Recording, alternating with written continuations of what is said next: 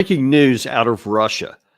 The Russian state by Vladimir Putin has just expanded and reduced the threshold for nuclear weapons use.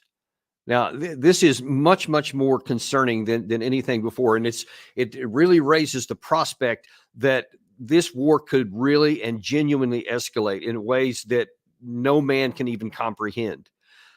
This is something that's not just normal. Now, a lot of people have been talking about, oh, it's just nuclear saber rattling, and many in the West have and probably will, and this one too, roll their eyes and just say, oh, it's just Putin being Putin. That's what he says all the time. It just shows that he's scared.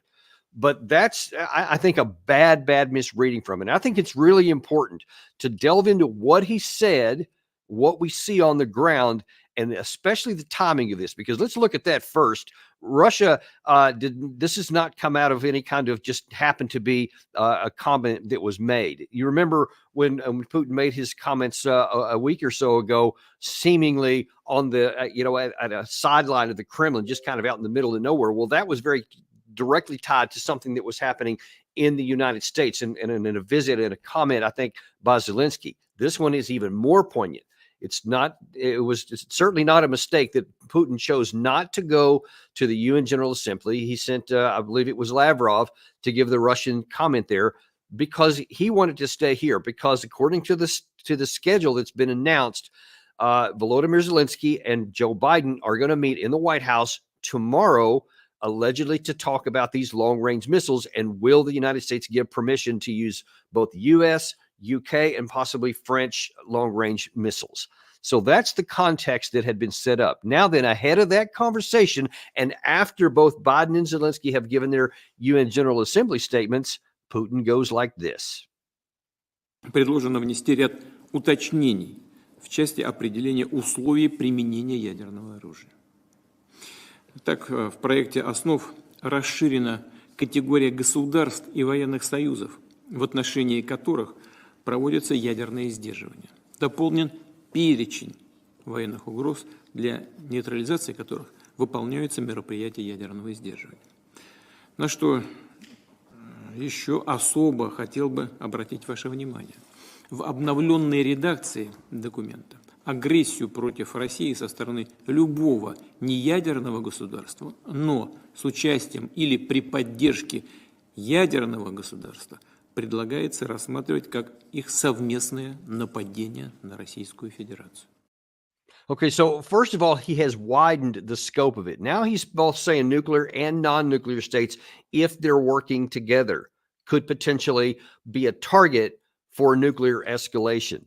Now, in a minute, I'm going to show you the next portion of that where he's going to lay out the conditions under which he's going to launch that. But again, you cannot miss the context of this statement and the timing of its release. It is directly before the U.S. decides whether it's going to allow American, a nuclear power, to use, even if it's non-nuclear, long-range weapons by the Ukraine side, a non-nuclear state, into Russia. So if you have any doubts about what he meant by there, let me eliminate them for you. So he is very clearly saying that could, and he's not tying himself to anything. So that's part of this also that needs to be understood. He's saying this was what could happen. Now, let's take a look at the conditions under which, because this has also been expanded and lowered. Такую возможность уже при получении достоверной информации о массированном старте средств воздушно-космического нападения и пересечении ими нашей государственной границы. Имея в виду самолеты стратегической или тактической авиации, крылатые ракеты, беспилотники, гиперзвуковые и другие летательные аппараты.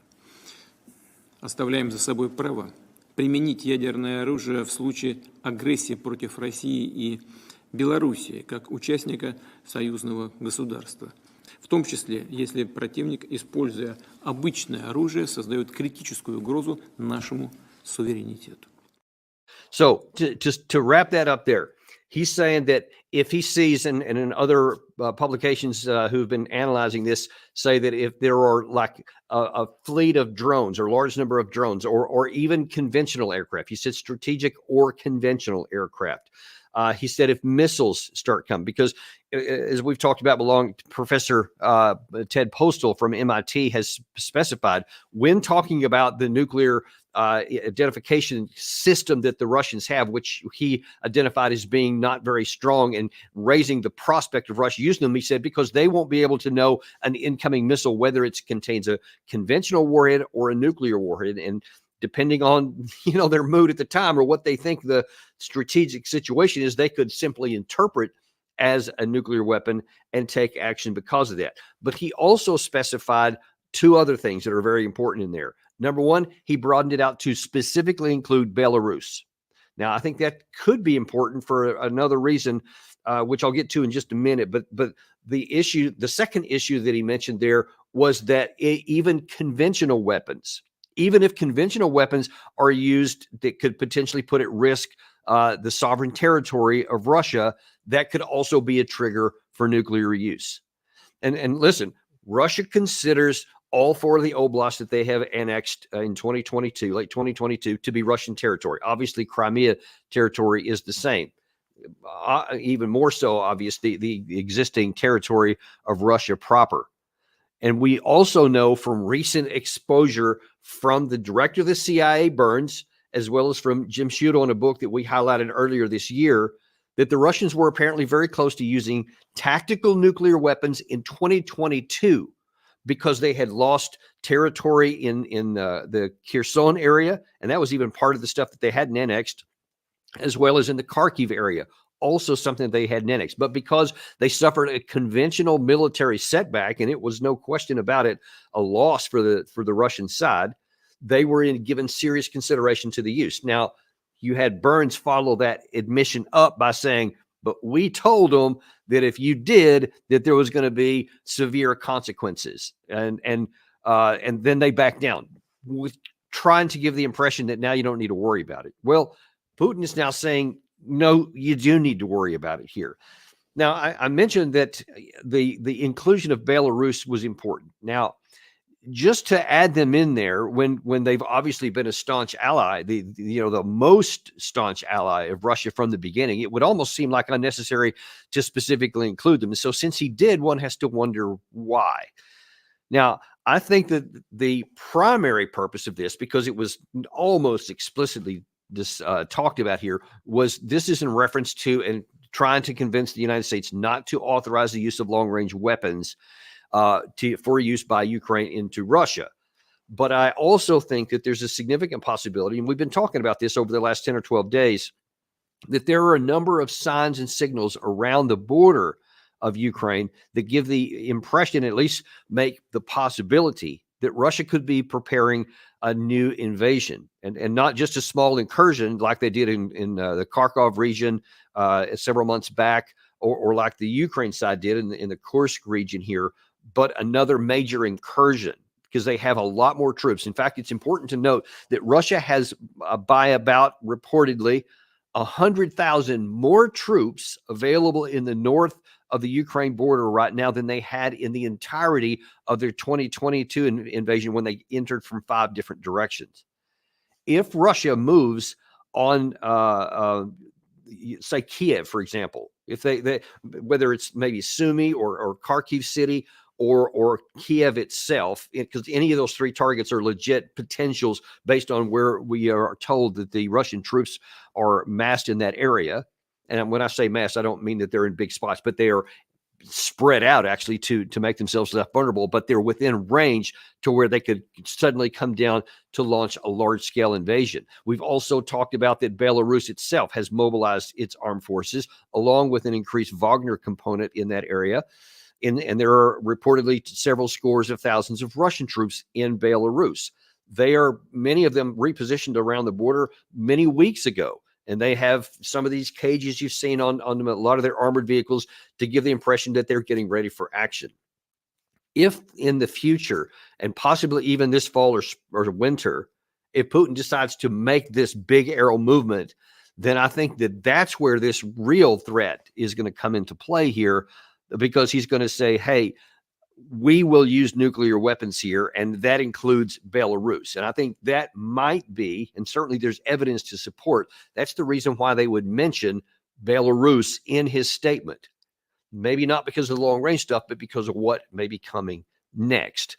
Because that's the real issue where I think that they would want to really play that nuclear card, because if they make this move, there will be a lot of people in the West, and a lot of, especially the European countries on the eastern flank of NATO, and I understand this part, they would be terrified by this prospect, and they would say, see, this is what we've been talking about all along. Now here's this Russian juggernaut that's coming in, and we could be next. And so there would be a lot of pressure, and if this happens, there will be even still a lot of pressure for NATO to say, we have to get involved in this war, and we have to bring in our conventional forces. I can assure you that, especially if you're talking about Poland or Romania, Bulgaria, some of these other countries that are in that area there, they will be definitely the Baltics as well, certainly include them in that. They would be screaming for any kind of Article 5 help, because they would be afraid of the Russians coming in.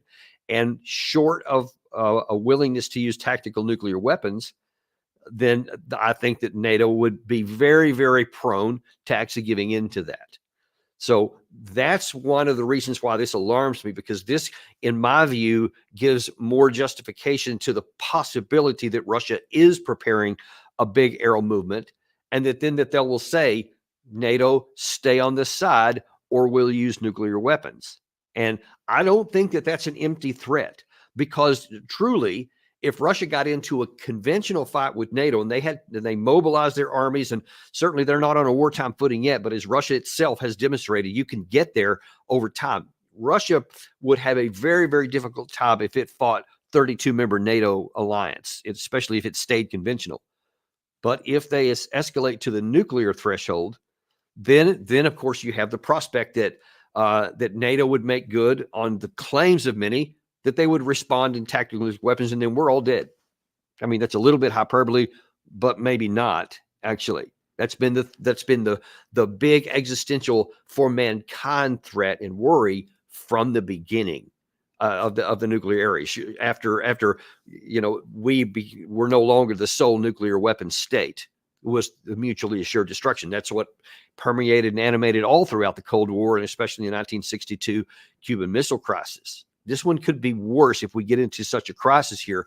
And if one nation does use nuclear weapons, and it would probably be the Russian side that did it first on a tactical nuclear weapons case, there would be the real risk of a reaction, and then you get a chain reaction that nobody can stop.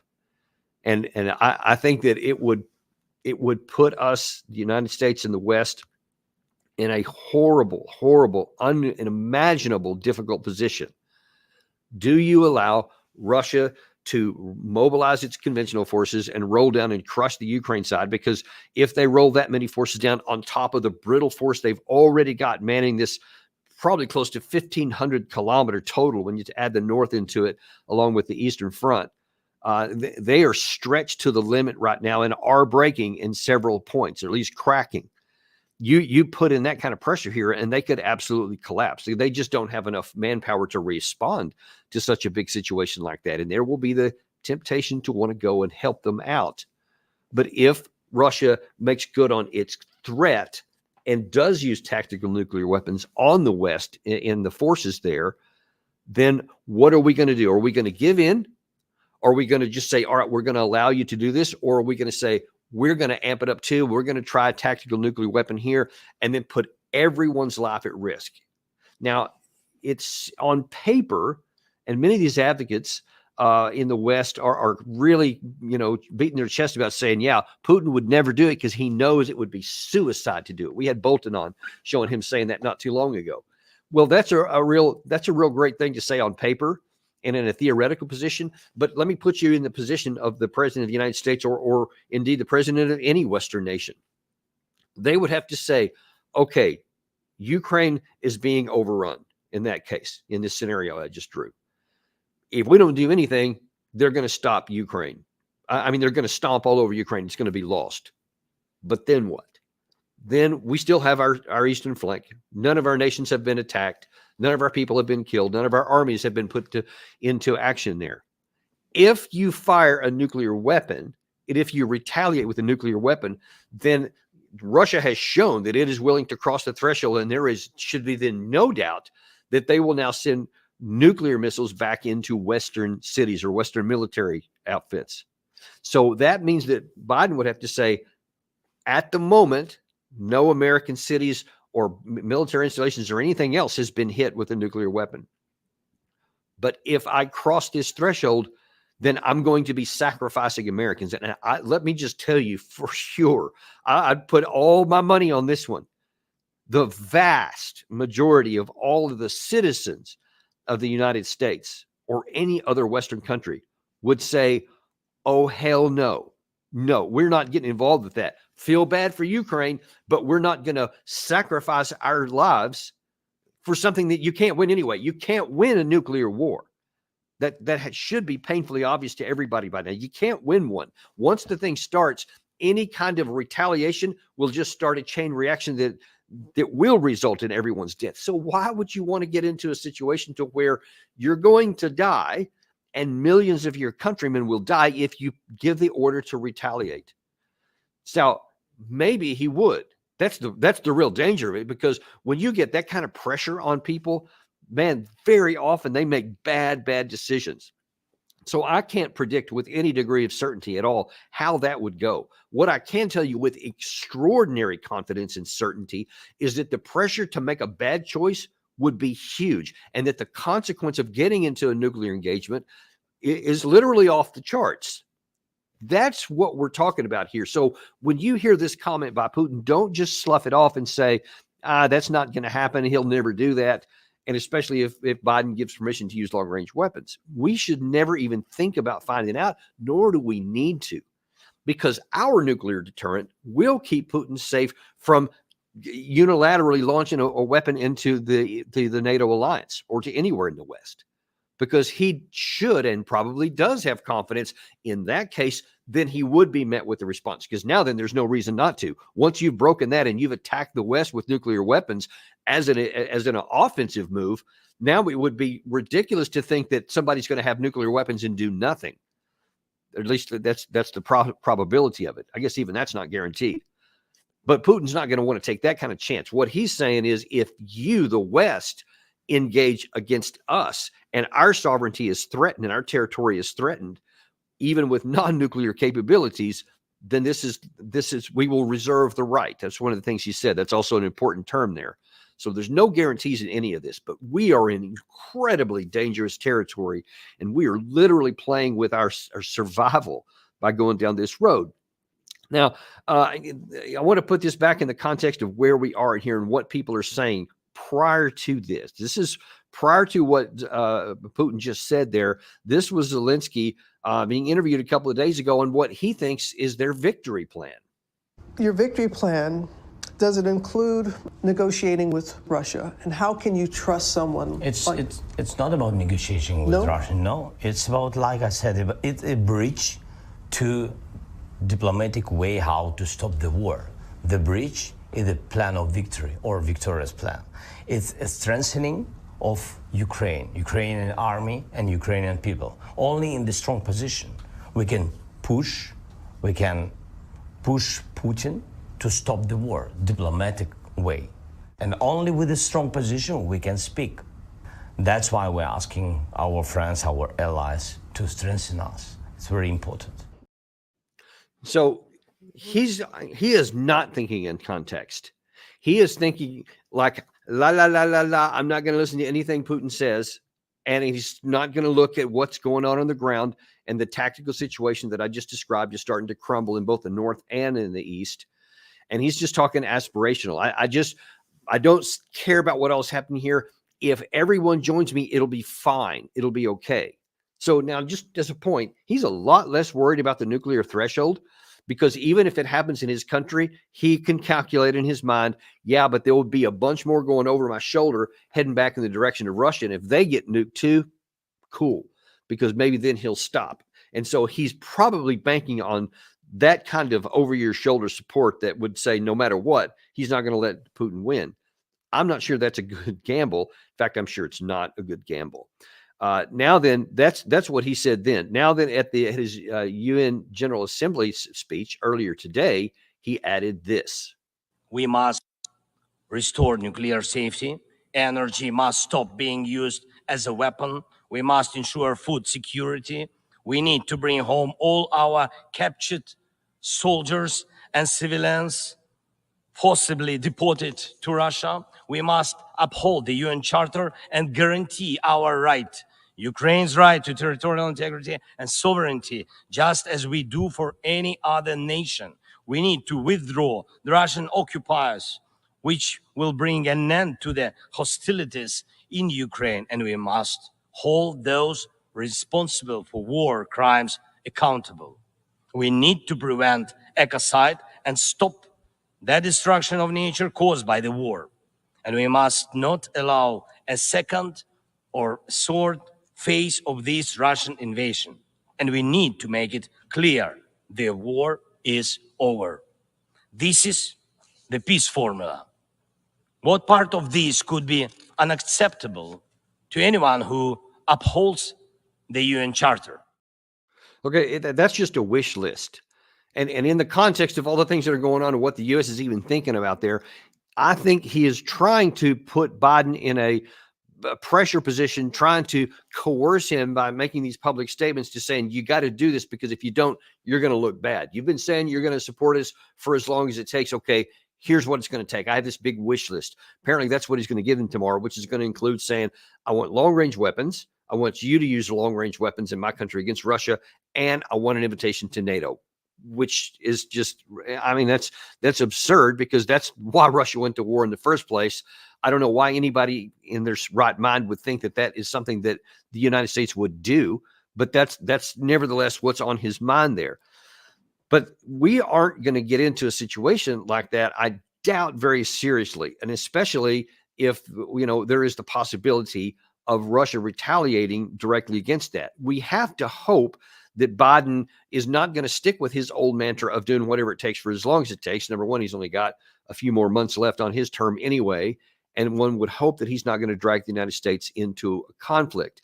Now, as I mentioned a second ago, there are those in the United States that say, forget about this. Don't worry. I mentioned Bolton before. Here he is. If you're worried about what Putin said and we react accordingly, you're going to give him what he wants. At absolutely no cost to him. My response to Putin's remark, as to earlier threats involving nuclear weapons, is to say to him privately and publicly, if Russia uses a nuclear weapon in Ukraine, Vladimir Putin has signed his personal death warrant.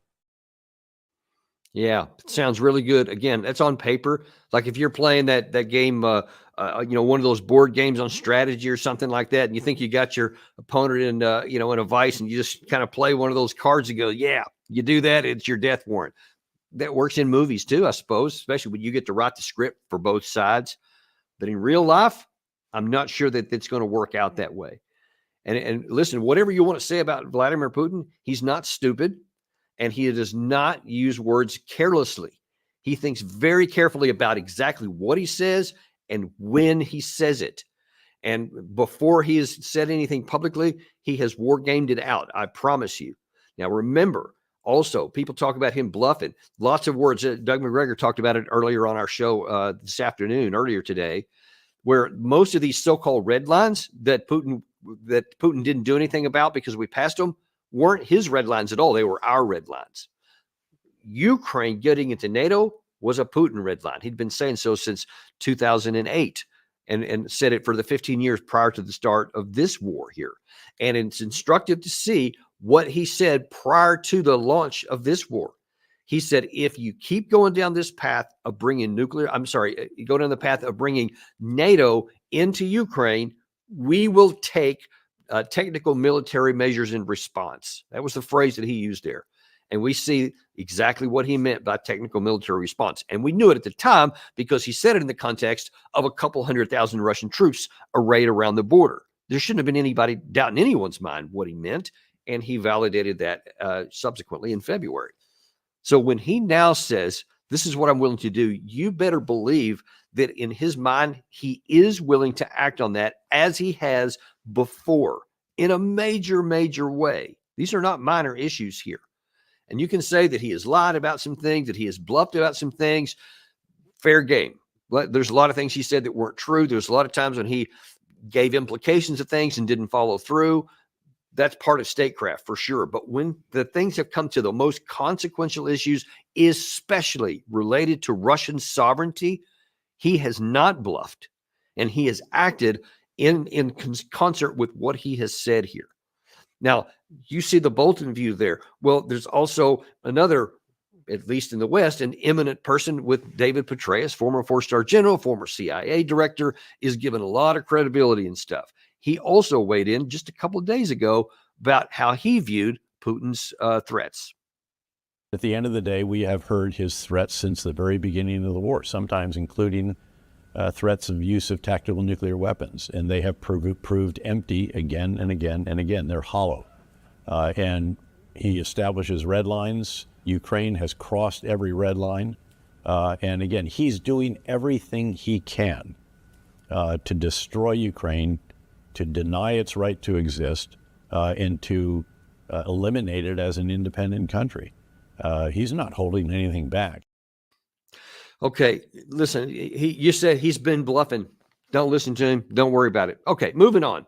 So he's ready to go on down the list. Now, let's hope that the President of the United States, that the Prime Minister of Britain, that the President of France, and apparently the Chancellor of Germany, Scholz, has come to this conclusion that he is unequivocally stated that his long-range missiles will not be used by Ukraine, and he has been very firm and adamant about that. The rest of them, they're waiting to see what Biden's going to say. Let's hope that they don't think that, well, if we just use conventional weapons, maybe he won't do that. Maybe he won't. Putin said that he reserves the right, although he did specify even non-nuclear weapons used that put at risk his territorial sovereignty at his sole discretion. He gets to interpret whether it is or isn't a threat to his sovereignty. We're handing it to him to whether he would do it or not and rolling the dice and hoping that we wouldn't. But listen, I personally believe that the probability of the Russia leading with a nuclear weapon is low. I think that what we would probably see before that is even if the U.S. doesn't, even if Russia doesn't launch this big arrow movement, but the U.S. does allow the long-range weapons to be fired into Russia, I think that the first response would be a conventional response from Russia into a NATO area where all these weapons are being marshaled, where the ammo dumps, where all these things come in off the aircraft or from trains from elsewhere in Europe that they get stored before they get brought into the Ukraine. I think those would be taken out. I think that they would hit some number of them in direct tit-for-tat retaliation, because that's what they're apparently going to claiming that they're going to target in Russia if they allow these long-range weapons to come in there. So I think that first you would see a conventional response that, of course, would automatically trigger Article 5, because that's how the Article 5 works.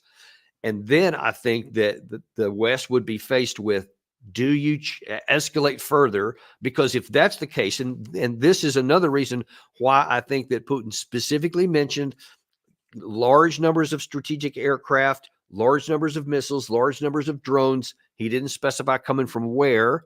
He's talked about a nuclear and non-nuclear states working together.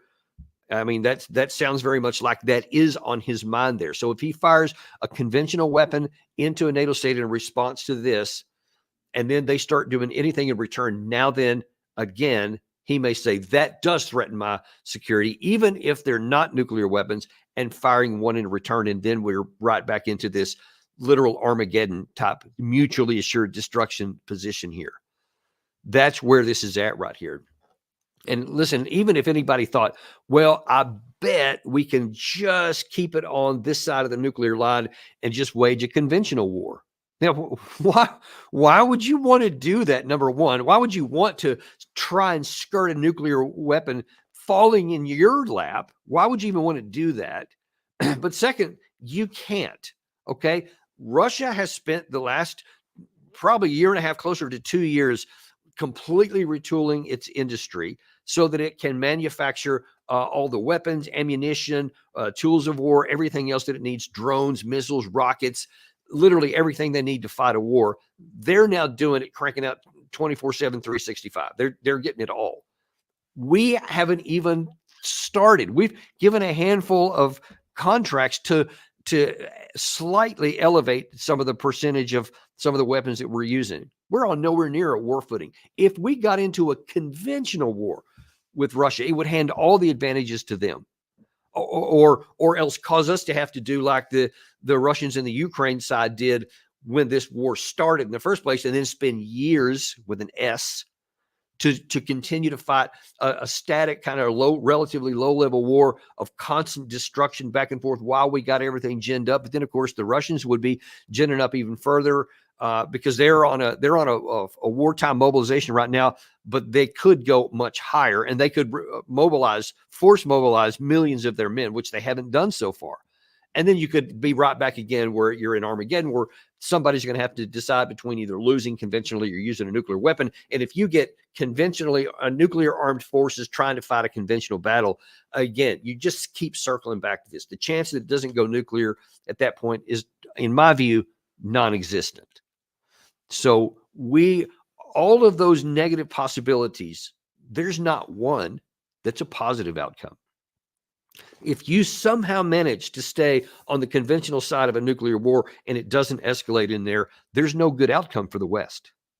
If you surrender and say, for the Ukraine side, and say, we can't win this, that's the only possibility. That's not good, but it is the least bad of all of them. And the West, recognizing the significant risk that we're talking about facing here, should absolutely do that. You want to put a good face on it, and you want to say whatever you want to say in public, whatever you have to do. As long as what's happening behind the scenes and with your actions are, we're winding this deal down. You need to make the best deal, Zelenskyy, you could get. We'll take care of you and your family. We'll give you a place, we'll give you security, whatever. But you're going to wind this deal down because we're not going to risk war. That's what should be happening. That's what should be happening when he meets Biden tomorrow in private, where no cameras are around. That's exactly what Biden should tell him. It's time to wind this down. We ain't going any further. There's no value whatsoever for the West to even risk finding out if Putin is bluffing or not. There's no value to it at all. Even if you found out he was bluffing, what has that gained you? Nothing. Except it may be a conventional war, which has its own risk. And again, as I point out, they always circle back to the potential nuclear use after that. So why don't we just do what's the normal, rational, logical, moral, sane thing?